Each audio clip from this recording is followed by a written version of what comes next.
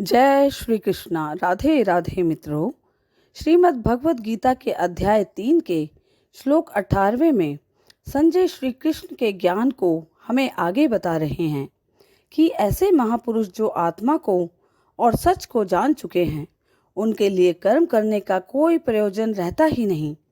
ऐसे महापुरुष कर्म के बंधन से छूट चुके हैं, क्योंकि ये ज्ञानी इस दुनिया और ईश्वर को समझ चुके हैं। इनका स्वार्थ से कोई मतलब नहीं रहता। इसीलिए यह महापुरुष हमारे जैसे लोगों से अलग हैं। इन पर वो नियम लागू नहीं होते जो हमारे जैसे दुनियादारी में लगे हुए लोगों पर लागू होते हैं। कहने का अर्थ है कि जिसे ईश्वर मिल गया हो, फिर उसे और क्या चाहिए।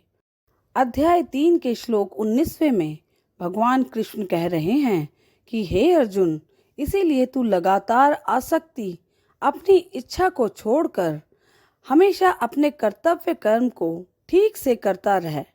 अपनी इच्छाओं को, अपनी कामनाओं को छोड़कर सिर्फ और सिर्फ कर्तव्य को पूरा करने में लग जाओ, क्योंकि आसक्ति से, लगाव से छूटकर जो भी अपना कर्म करता है, वो मनुष्य परमात्मा को प्राप्त हो जाता है।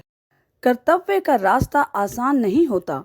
कितनी ही बार हमें लगता है कि सब कुछ छोड़कर आराम करें, देर तक सोएं या मेहनत ना करें, किंतु उससे कभी कुछ भी हासिल नहीं होता। ऐसा भगवान श्री कृष्ण समझा रहे हैं।